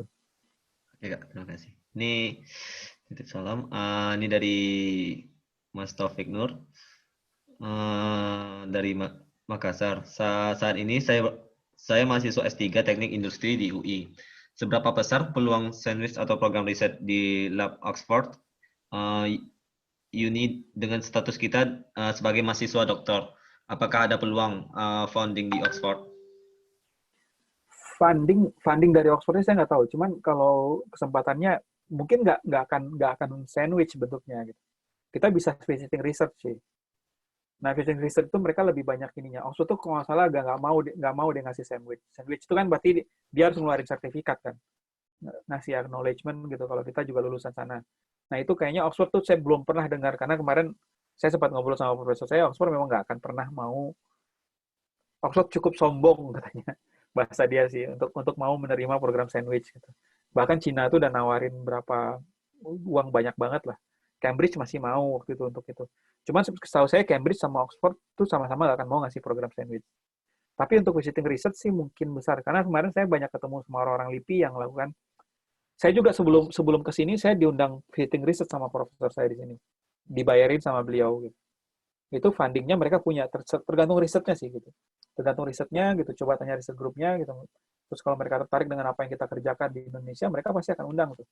Undang ya minimal minimal biaya hidup di sini tuh pasti mereka talangin gitu. Nah biaya biaya penerbangan dan lainnya kita tinggal cari di Indonesia. Mau nggak mau harus begitu bentuknya. Ya, mungkin begitu. Oke, ini satu lagi, Widya Puspita. Selamat sore Kak, saya mau bertanya, apakah beasiswa yang Kakak dapatkan saat ini mengcover semua kebutuhan? Dan untuk sistem course S1, S1 saja atau bagaimana? Terima kasih Kak. Ya, saya seperti di awal saya sudah jelaskan, saya S3, beasiswanya dari LPDP. Nah, LPDP itu udah kita perlu bangga lah di sini. Saya bukan karena saya ini LPDP, tapi saya terus terang dibanding dengan semua beasiswa negara dunia ketiga lain, kita tuh termasuk yang paling bagus lah. Mungkin kalahnya dengan beasiswa-beasiswanya Amerika yang kayak Rhodes gitu-gitu sih. Mereka lebih banyak ngasih uang, ngasih ini itu. Atau kalau apa namanya? Saya ingat itu kalau ngobrol sama orang-orang ASEAN, mungkin kita cuma agak iri dengan beasiswanya Sultan Brunei gitu. Tapi Sultan Brunei cuma ngasih beasiswa untuk 3 atau 9 orang. Gitu. Sementara PDP itu ngasih bisa ribuan orang. Gitu. Nggak pernah telat gitu. Terus ya telat kadang-kadang cuman nggak ya, karena masalah administrasi di awal tahun tuh biasanya karena pindah buku biasanya LPDP agak telat 10 hari gitu. Tapi masih inilah 10 hari itu tabungan kita juga masih cukup yang dari bulan sebelumnya. Mengcover seluruhnya dan sangat baik sekali kalau LPDP. Kalau LPDP ya. Tapi kalau beasiswa lain setahu saya semuanya juga sama gitu. Tapi memang permasalahannya untuk kita yang udah berkeluarga yang paling bagus cuma LPDP gitu. Jadi misalnya kayak teman-teman saya tuh kan bisa jadi dia keterima 2 beasiswa nih, keterima di Oxford, keterima di Jardine gitu. Dan terima LPDP gitu. Nah, biasanya tuh yang saya perhatikan kalau dia single, dia pasti ambil Jardine. Alasannya sederhana. Karena kalau dia ambil Jardine, dia nggak harus pulang ke Indonesia. Nah, sementara kalau LPDP, dia harus pulang ke Indonesia. Gitu. Nah, sebenarnya kayak gitu sih alasan ininya. Tapi kalau untuk yang berkeluarga, mau nggak mau dia akan ambil LPDP gitu. Karena kalau dia cuma LPDP yang ngasih tunjangan keluarga, Jardine nggak ngasih tunjangan keluarga. Nah, itu nggak akan cukup kalau berkeluarga dengan beasiswa single itu tadi. Kak. Menurut Kakak gimana Kak? Berapa pertanyaan lagi atau kita Ya, lanjutkan ya ini Kak? saya sampai jam makan siang sini. Mungkin kalau masih mau silahkan gitu. Kalau masih ada pertanyaan silahkan. Oke, ini yang dari Kaimuro lagi. Tolong ceritakan tentang Kakak waktu masuk ke luar negeri. Bagaimana cara Kakak berkomunikasi dengan mereka? Terus Kakak pertanyaan kedua, Kakak dari teman saya. Kita semua pasti sangat berbeda. Apakah organisasi bisa dapat S2 kayak Kakak katanya? Organisasi, maksudnya gimana? Hmm. Nggak jelas organisasi bisa S2 maksudnya gimana? Mungkin pertanyaan pertama dulu ya Kak. Tolong ceritakan Oh tentang ya, Kakak masuk luar negeri. Mungkin ini masih rancu. ya tadi kayaknya saya udah cerita di awal ya. Jadi awalnya itu ketika saya masih disertasi S2, saya berkomunikasi dengan profesor di sini. Gitu. Terus ketika proses komunikasi itu dia tanya IPK saya dan lain sebagainya gitu. Dia lihat karena IPK saya di atas 3,8 dia merasa itu cukup uh, cukup untuk saya bisa lewat seleksi administrasinya Oxford lah. Terus dia tanya dia nggak bisa jamin gitu karena tergantung dengan persaingannya gitu. Kita ini kan diwawancara gitu.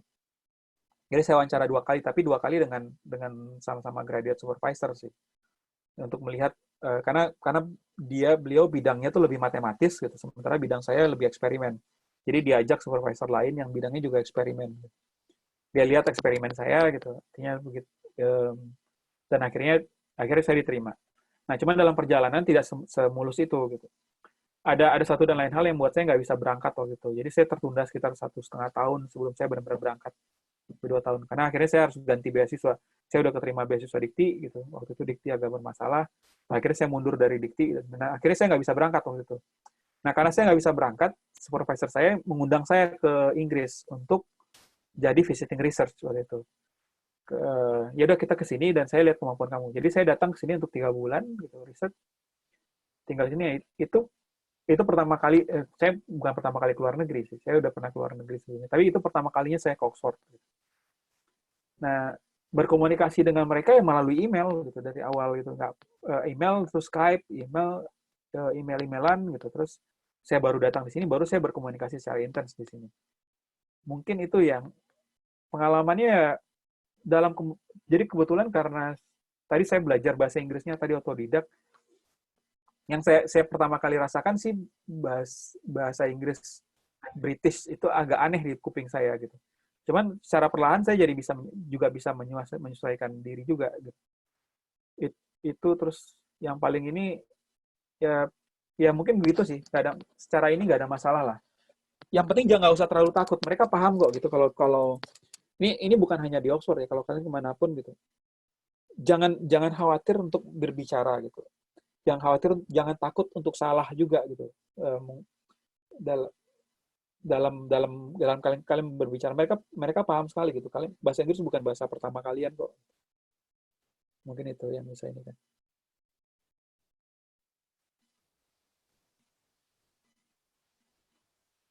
Ya, Jul?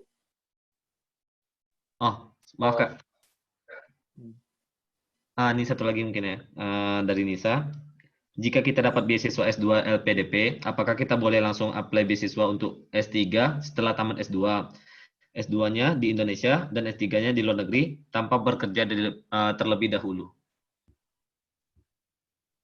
Nah, itu saya nggak paham aturan baru ya. Dulu kalau aturan lama, itu bisa langsung kok nggak salah. Jadi kalau LPDP itu ada beasiswa lanjutan gitu. Cuma sekarang kayaknya nggak bisa lagi. Jadi harus apply lagi dari awal gitu, ikut seleksinya lagi gitu. Ya saya kayaknya bisa deh, harusnya bisa, nggak ada masalah.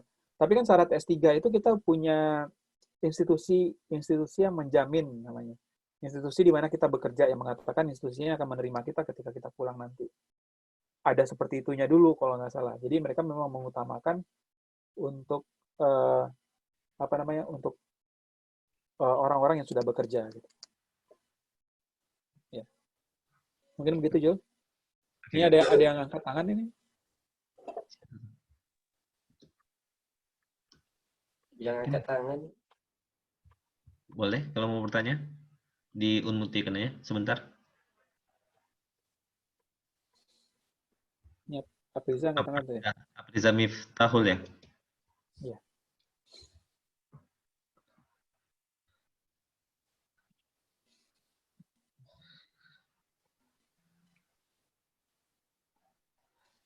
Oh, mungkin masih ya. Mungkin ini dulu Kak yang dari Hilda Dayanti dari Azhar University asal dari Mesir. Apakah di Oxford ada jurusan Islamic Finance untuk S2? Saya searching waktu untuk S2 ada 1 atau 2 tahun. Apa yang membedakannya Kak? Kalau nggak salah ya. Ini saya nggak tahu persis ya. Cuman memang di sini tuh Islamic Studies-nya tuh paling cukup ini deh, cukup besar, paling besar di Inggris mungkin gitu. Jurusannya cukup besar gitu, penelitian cukup besar gitu. Kayaknya scholarnya juga banyak gitu. Bahkan kan anak-anaknya Sultan Brunei juga kuliahnya di sana, Islamic Finance juga.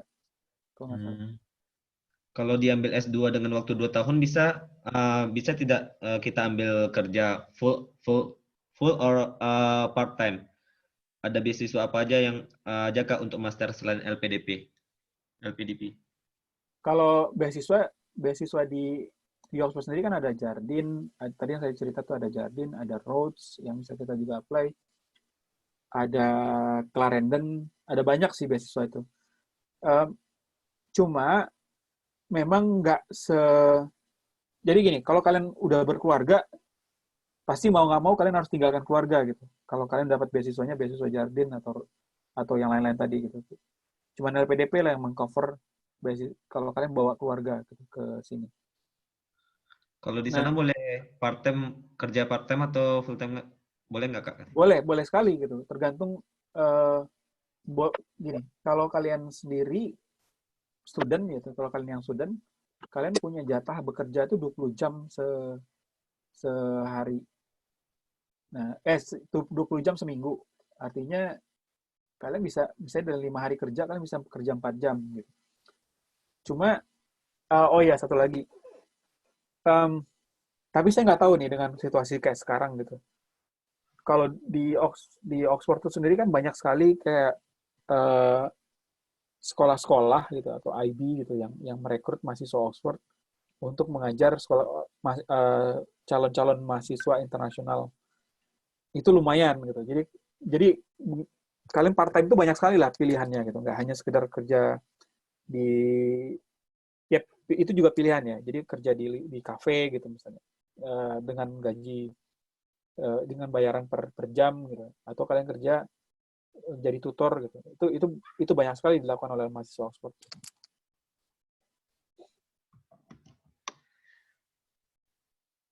Oke, ini ada yang rasa ini boleh diunmutkan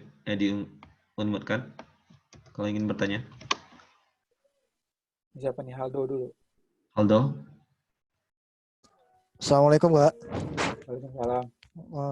Jadi Kak, Halo. saya ingin mau bertanya nih Kak tentang Kakak bisa mendapatkan dana LPDP Kak. Jadi kan ada syarat-syaratnya Kak untuk mendapatkan dana LPDP atau wawancaranya.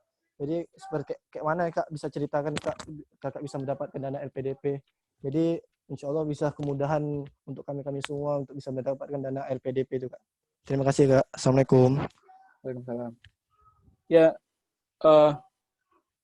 saya nggak tahu ada perubahan atau enggak di LPDP. Cuman kalau dulu kan LPDP itu sangat menitik beratkan sama ya pertama kalau ya LPDP itu dua itu udah syaratnya berkas itu yang kalian bikin esai. Saya lupa sih nama esai itu udah lama juga sih ada esai yang harus kalian cerita seperti motivation letter gitu tapi ada pertanyaan-pertanyaan yang harus kalian jawab dari esai itu gitu. Jadi bentuknya esai. Nah, esai itu benar-benar kalian harus bisa bikin gitu semenarik mungkin gitu. Tapi jangan bertele-tele dan juga jangan panjang. Gitu. Pengalaman saya dulu bikin esai itu ya saya usahakan nggak ya karena udah sering ikut seleksi beasiswa, saya tahu trik itu tuh. Trik itu menulis sesuatu jangan bertele-tele dan dia harus straightforward dan jangan terlalu panjang gitu. Tapi isinya jelas gitu, singkat, padat dan jelas. Karena kita kebiasaan kita kan cara bahasa kita tuh terbiasa untuk ini bahkan saya menjelaskan ini pun juga jadi muter-muter harusnya bisa straightforward gitu. Terus ada nanti tes seleksi wawancara dan sebagainya itu yang cukup menantang sih. Wawancara itu karena ada wawancara dengan psikolog dan lain sebagainya gitu. Nah, LPDP itu menitik beratkan seberapa besar potensi kalian berkontribusi nantinya setelah kalian lulus. Gitu. Nah, pertanyaannya akan di seputar sana. Jadi kayak di leaderless group discussion, di bikin esai tertulis di tempat gitu. Terus wawancara, semuanya akan seputar itu. Gitu. Artinya karena ini jadi pertanyaan yang harus kalian tanamkan di awal itu adalah niat dulu gitu. Niat kalian nanti setelah lulus ini mau ngapain gitu. Apa yang bisa kalian kontribusikan untuk orang banyak? Bagaimana kalian bisa membuat diri kalian jadi bermanfaat? Nah, ketika ini pengalaman saya. Ketika itu ada di pikiran kalian gitu, mau ditanyakan dari sudut manapun, kalian akan secara refleks akan jawab seperti itu. Gitu. Karena mereka punya banyak teknik untuk menanyakan itu kan gitu, di LPDP-nya. Jadi saya nggak tahu mungkin ini bisa dilatih, tapi nggak setahu saya sih pasti mereka punya metode untuk membuat kalian nggak bisa melatih ini. Gitu. Ya, jadi yang bisa dilakukan adalah ketika kalian mau apply LPDP, yakinkan diri kalian gitu. Kalian mau melamar ini bukan semata-mata untuk diri kalian gitu, tapi untuk membuat diri kalian jadi berguna untuk orang lain gitu. Itu yang mungkin yang bisa diinikan. Tapi kalau untuk masalah contohnya banyak sekali di online sekarang sih, setahu saya. Mungkin begitu Aldo. Ya, terima kasih Kak. Ya, sama-sama. Ya, ini Apriza. Ya, halo Kak. Halo, ya. Halo. Halo, ya. Saya Apriza dari Universitas. Saya Apriza dari Poltekkes Bandung. Izin bertanya. Begini Ya. Kak, kan saya sedang menjalankan program D4 Teknologi Laboratorium Medis yang biasa disetornya. Karena saya mau lanjut S2 di luar negeri. Nah, berdasarkan yang tadi Kakak jelasin bahwa yang mau lanjut S2 di luar negeri itu bisa minta ke pembimbing untuk membuat publish paper. Nah, apakah saya cukup terlambat kalau misalkan saya baru bilang sekarang dan sementara IP saya itu nggak nyampe 3,4 Kak. Apakah memungkinkan saya bisa dapat S2 di luar negeri dengan ya memungkinkan juga dari lihat IELTS saya bagus itu bisa menjadi titik terangnya gitu. Mohon arahannya Kak. Terima kasih. Ya. Ya tadi 3,4, 3,8 itu tuh ininya Oxford ya. Kalau kampus-kampus lain sih seharusnya nggak ada syarat, bahkan beberapa kampus itu nggak terlalu strict sama syarat IP tadi gitu. Pasti kesempatan itu selalu ada. Tadi soal publikasi dan lain sebagainya itu tidak harus, tapi itu sangat membantu sekali gitu. Tadi yang seperti saya gambarkan tadi gitu. Jadi kalian bisa lihat, saya nggak tulis di sini. Jadi ini salah satu memeriksa. Tadi saya lihat ada pertanyaan, bagaimana memeriksa jurnal itu bagus gitu. Namanya ada website namanya skimago.jr gitu.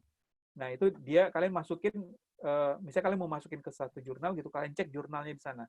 Nah di sana tuh dia keluarkan nanti itu berapa impact factor-nya, berapa H index-nya gitu, H index-nya. Nah, itu menentukan gitu, semakin tinggi dia impact factor, semakin tinggi H index-nya, semakin sulit dia untuk bisa kita tembus gitu. Tapi sekalinya kalian tembus gitu, itu supervisor yang akan jadi calon pembimbing kalian melihat ini, wah ini tertarik, ini menarik sekali orang ini bisa tembus nulis di jurnal ini gitu.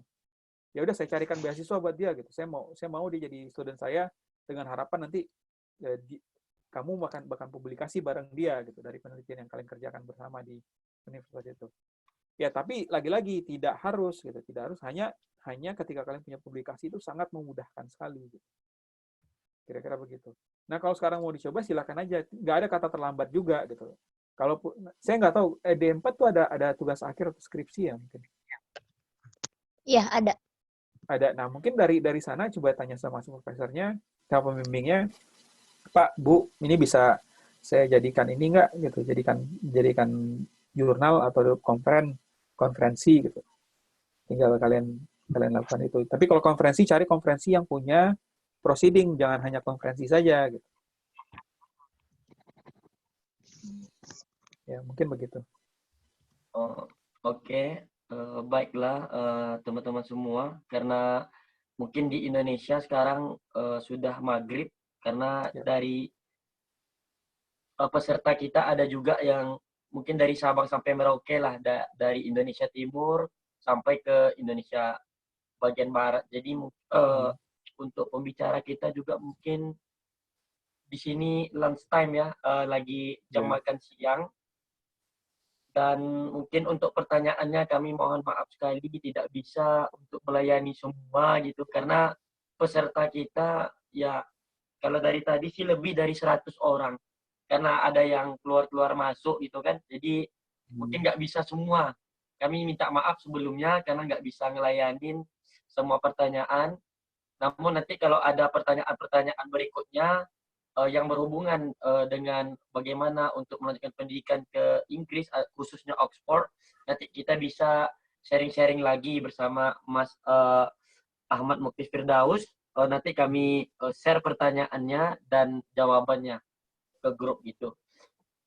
Dan juga mungkin ini terakhir kan, saya mau bertanya nih secara pribadi, karena di sini juga terbatas gitu kan. Jadi sebelumnya yang dari Yapari ini, kami ada persoalan lah mungkin untuk melanjutkan pendidikan S2. Kami kan rata-rata S1, dari S1. dan itu kami mengambil kuliah itu memakai bahasa setempat. Misalnya Oke. kalau kuliah di Jerman pakai bahasa Jerman, kuliah di Polandia pakai bahasa Polandia, kuliah di Kazakhstan pakai bahasa Rusia, kuliah di Jepang pakai bahasa Jepang gitu kan.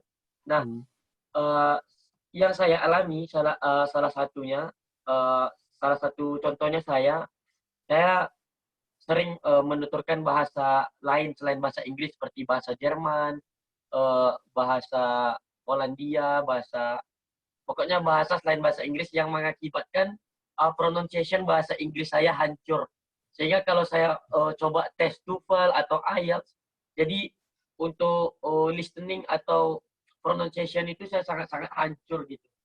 Jadi banyak dari kami yang mungkin harus belajar ekstra lagi untuk bisa S2 ke Inggris atau ke negara yang memakai bahasa Inggris gitu kan.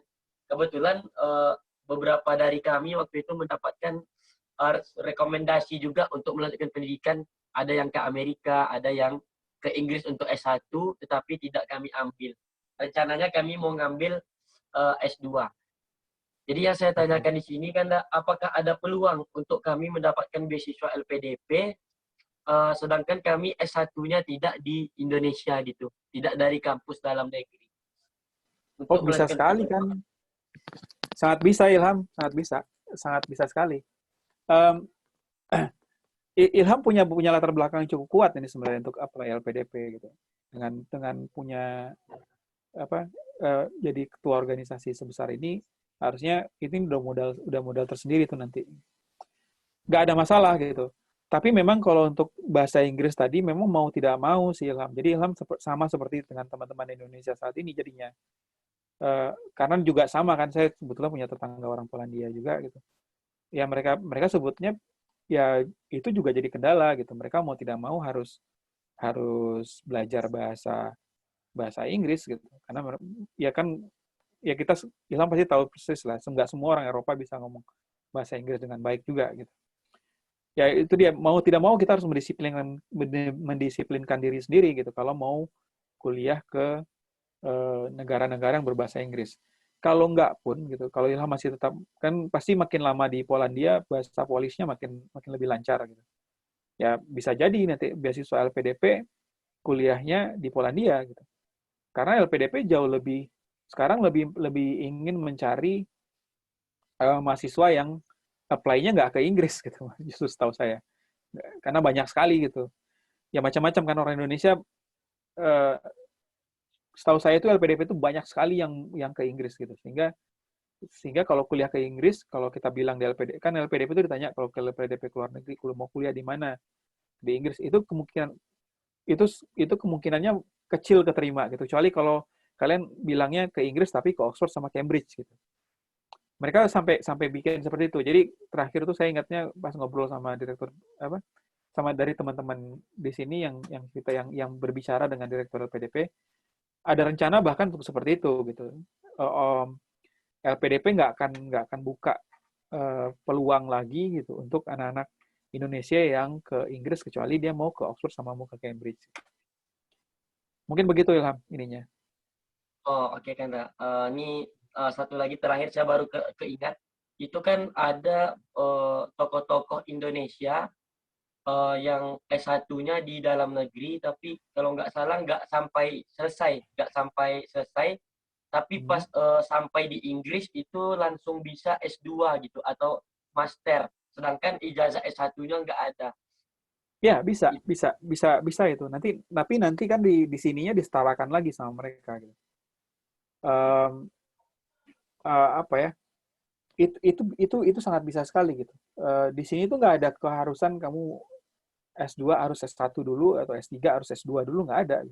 Bisa langsung semuanya. Tapi dalam perjalanannya nanti ada penyetaraan gitu. Oh ya, nanti kamu diakui S2-nya sehingga kamu bisa S3. Kira-kira begitu sih biasanya. Ya, terima kasih kepada Kanda yang sangat bermurah hati telah berbagi ilmu. Ini suatu kehormatan besar bagi kami karena Kanda bisa menjadi narasumber pada hari ini dan saya juga merasa ada feel lah bahwa ini kami bisalah menganggap sebagai salah seorang putra dari Riau juga, tepatnya dari kota kelahiran saya, dari Bangkinang. Ya, jadi saya merasa ingin sekali akrab dengan Kakanda lebih jauh.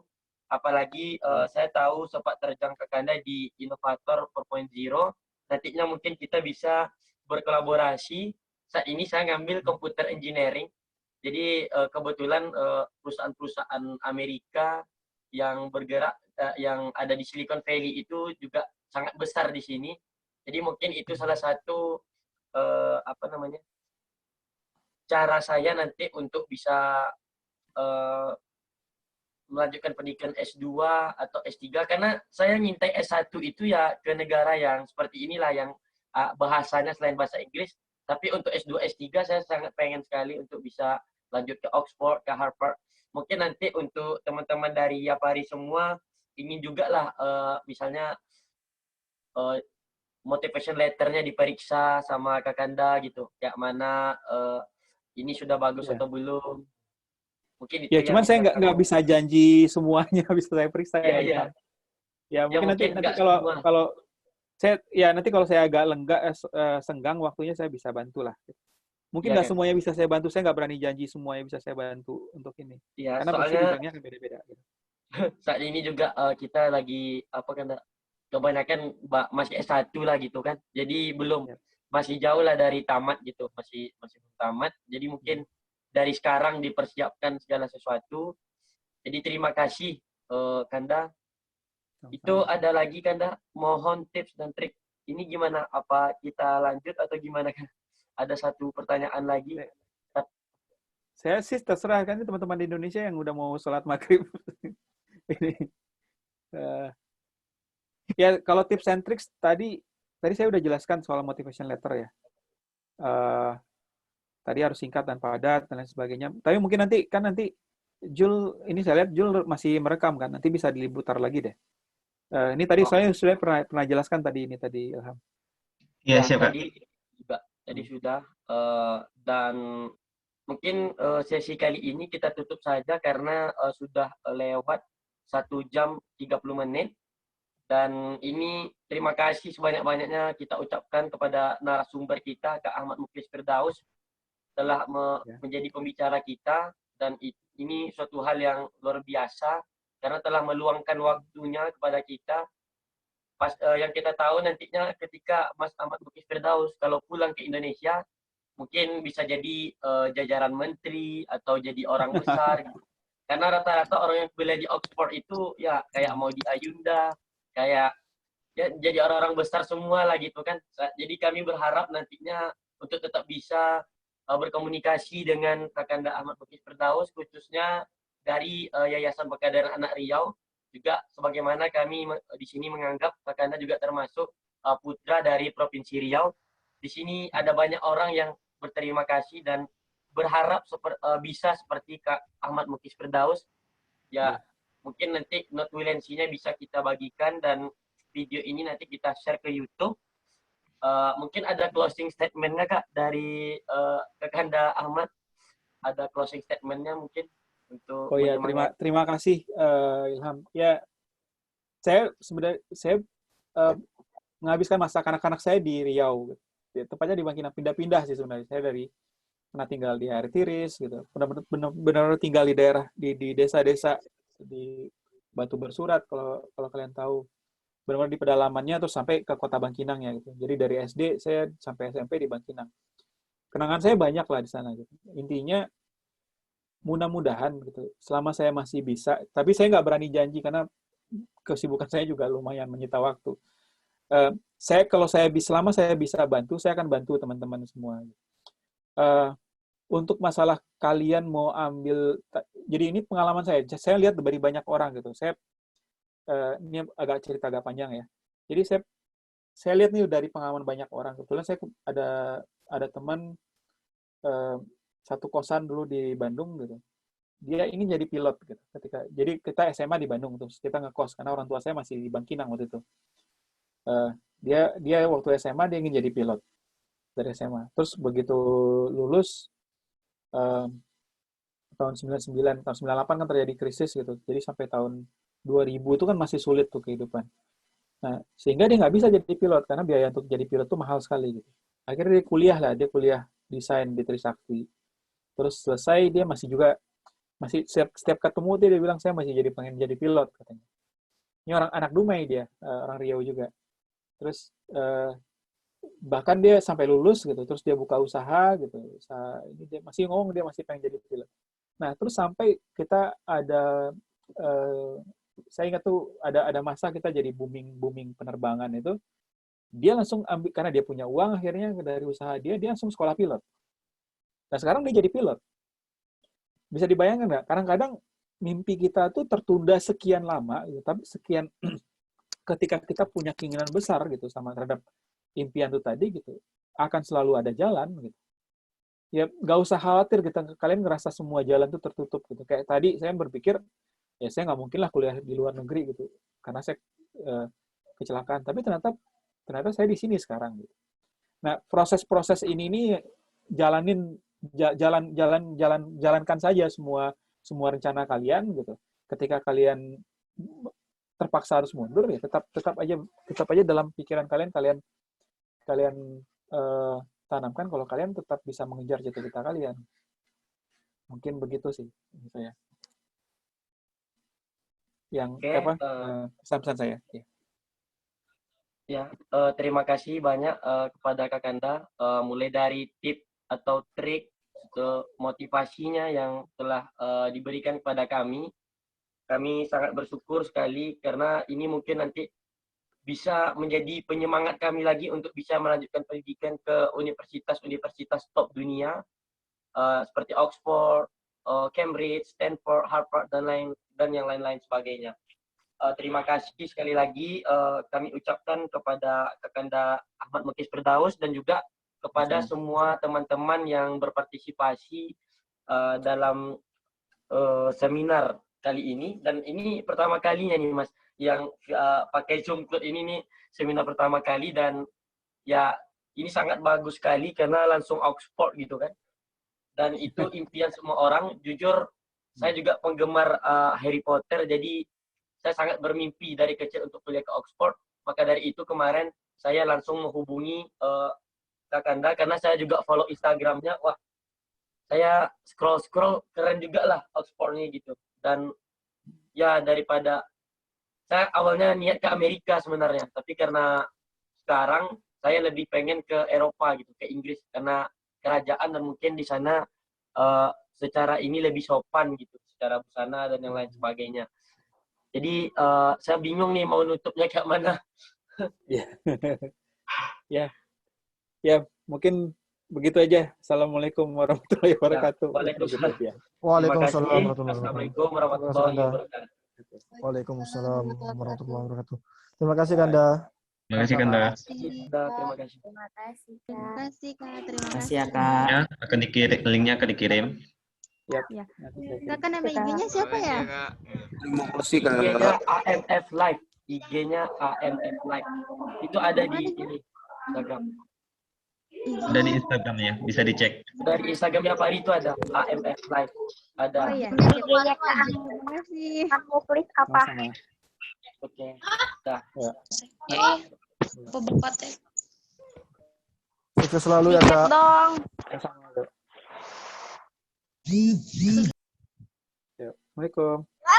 Salam. Oke.